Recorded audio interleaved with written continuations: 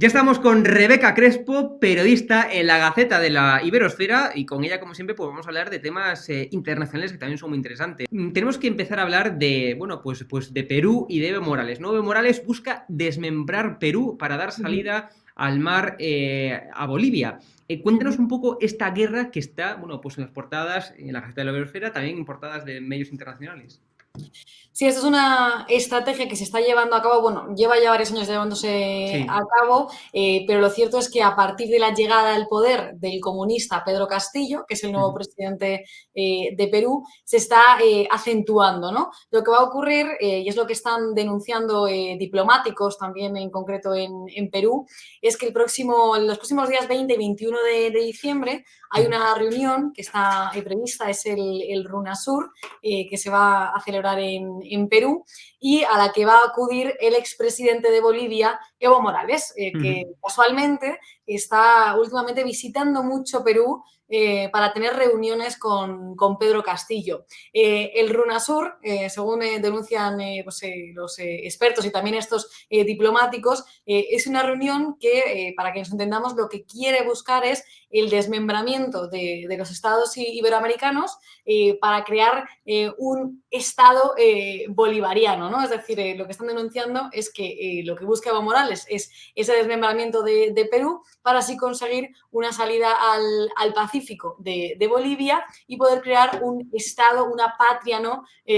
Bolivariana. Sí. Esa es la idea del RUNASUR. Sí que es cierto que las últimas informaciones apuntan a que igual esa reunión no tiene lugar, aunque, por ejemplo, Vladimir Cerrón, que es el líder de Perú Libre, sí que ha tuiteado en las últimas horas que se va a producir y que además están esperando esa visita de Evo Morales, que a lo que se refiere es en concreto, él utiliza el término de una América plurinacional. Esas visitas últimamente de Evo Morales al país pues, se están produciendo constantemente y además están siendo ocultadas, porque la Comisión de Relaciones Exteriores tampoco tiene constancia de ellas, como si estuviesen haciendo por detrás, ¿no? Para que Sí. no se tenga mucha constancia de ellas, pero la realidad es que sí se están produciendo. Y tanto es así, tanto está preocupando esto a los diplomáticos y también a los peruanos, que han llegado a declarar persona non grata a Evo Morales. Y tenemos que hablar también de la gestión del comunista Pedro Castillo, ¿no? Como era habitual, donde cada vez que llega un comunista al poder, bueno, pues el país se desploma. Luego también, bueno, pues podremos hablar de Argentina, pero vamos a hablar de, en primer lugar, de Pedro Castillo, el comunista Pedro Castillo, porque el 60% de los peruanos suspenden su gestión. Una nefasta gestión, insisto, como era de esperar. Es decir, Uh cada -huh. vez que llega un comunista al poder, una persona de extrema izquierda, fastidia al país. Pues no podía ser menos. De hecho, nosotros estamos en realidad hartos en la Gaceta de la Iberosfera de publicar constantemente Sí. encuestas que lo único que hacen es mostrar el descontento de los peruanos con la llegada de Pedro Castillo al poder. Sí. Ya se avisaba desde antes, porque pues, en la campaña, en la precampaña, Pedro Castillo, que es un profesor, además dejó claro que sus conocimientos económicos eran bastante nulos, por no decir los conocimientos en general, conocimientos culturales en general, y eso es a lo que te arriesgas, ¿no? A lo que se ha arriesgado la población peruana al elegir a un candidato como este, y al que puede arriesgarse también con lo que lo que va a suceder en Honduras, porque la última vez que estuve contigo hablamos de esa previa de las Sí. elecciones en Honduras y finalmente y desgraciadamente esa victoria fue para Xiomara Castro, que es también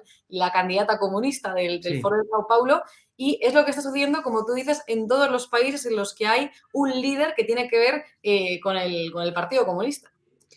Bueno, de hecho siempre dicen, ¿no? Es decir, si tú sabes de economía, si sabes de verdad de economía, no Uh puedes ser -huh, comunista. Pero tenemos que hablar también, como decíamos antes, de Argentina. Argentina, yo uh siempre -huh. me harto repetirlo, en el año 1895 era el país que tenía un mayor PIB, es decir, superaba incluso a Estados Unidos. O sea, era la primera potencia mundial Argentina en el año 1895. ¿Qué ocurrió? Bueno, pues lo que era también de esperar. Llegó el peronismo al poder, continúa el peronismo en Argentina y ahora mismo, insisto, pasamos de que a finales del siglo XIX era la primera potencia mundial a ser ahora mismo el séptimo país, ocupa la séptima posición en el índice de miseria del año 2021 de la primera potencia mundial con el peronismo, Uh -huh. con el kirchnerismo también actualmente, a la séptima posición en el índice de miseria. Es una barbaridad, pero Uh insisto, es una -huh. barbaridad que es sistemático, ocurre siempre cada vez que llega un comunista al poder. También lo estamos viendo por desgracia en España.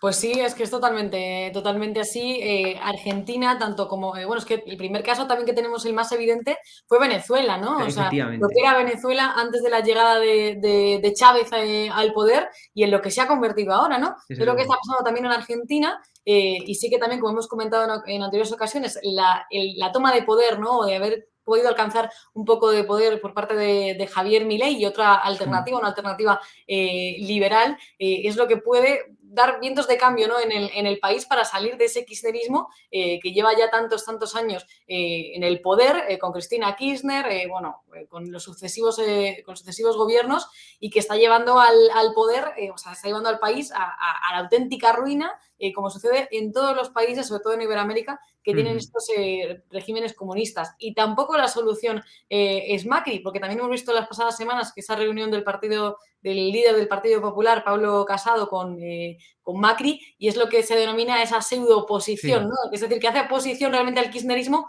pero no de una manera frontal, que es lo que se necesita realmente para sacar a Argentina de esa situación, y en este caso, pues la alternativa sería Javier Milei, ¿no? Que hemos visto que sí que está alcanzando también cada vez más cotas de poder en el país. Tiene bemoles, Rebeca, que a Javier Milei, prensa también española, estoy recordando un artículo del País, prensa también internacional, evidentemente, denominan a Javier Milei, es decir, una persona que filosóficamente hablando es anarcocapitalista, Sí, como mi mentor, como Miguel Ancho Bastos, lo denominan de extrema derecha, es decir, si son opuestos.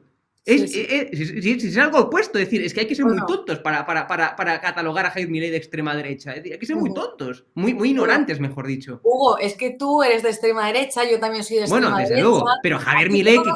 que es un anarcocapitalista, es decir, Sí, sí, sí. es cuestión de saber un poco de teoría económica y de teoría política, vamos, no es más que eso. Exacto, ¿no? Y además que basta con escucharle hablar 5 minutos, porque además él es bastante claro en cuanto a cuál es su filosofía, cuál es su pensamiento político, para darte cuenta de que de ultraderecha tiene poco. Lo mismo también está pasando en Chile con José Antonio Cast, porque también son la segunda vuelta de las elecciones el próximo domingo.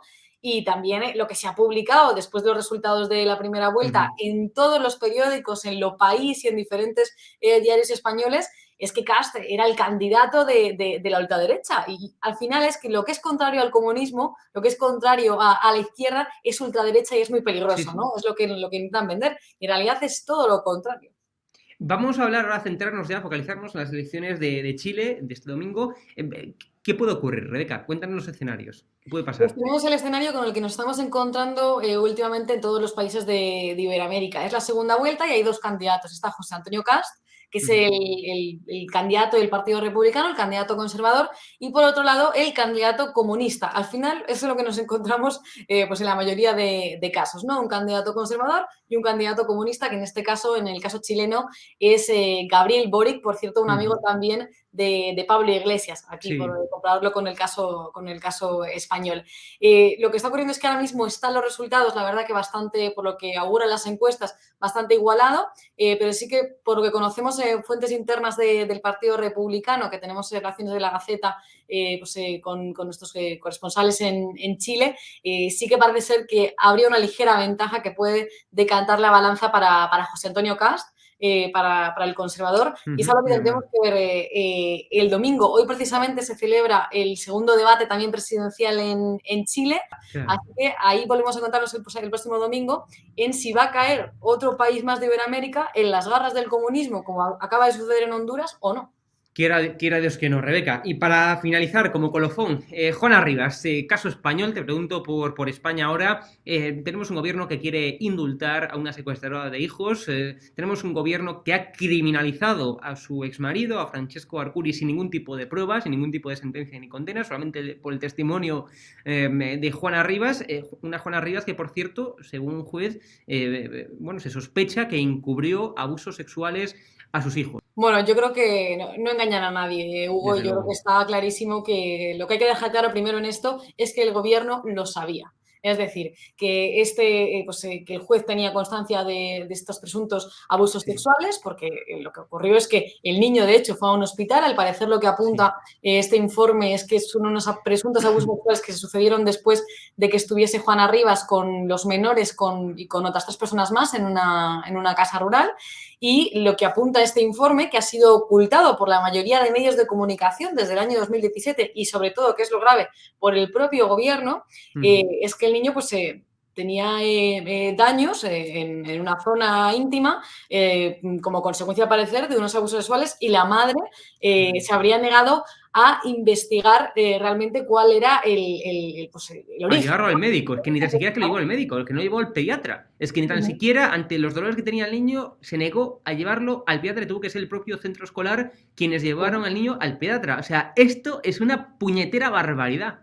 No, y lo que es una barbaridad también es que tengamos pues, a la secretaria de Estado de Igualdad, a la ministra de Igualdad, posicionándose a favor de Juana Rivas. Es que esto es, la verdad, que es una barbaridad. Ya se posicionaron y parecían que a favor de la sustracción de menores, ¿no? Porque ya pidieron el indulto parcial y la libertad, ¿no? de lo que es una delincuente condenada, pero es que no hay que olvidar que esta mujer ha sido condenada por este delito, por sustracción de menores, y ahora parece que intentan legitimar también los abusos sexuales. O sea, es que esto es que suena gravísimo decirlo así, pero es que es en realidad lo que está ocurriendo. O sea, es bárbaro. Si fuese un hombre el protagonista de esta historia, está claro que el desenlace sería muy, muy distinto a este.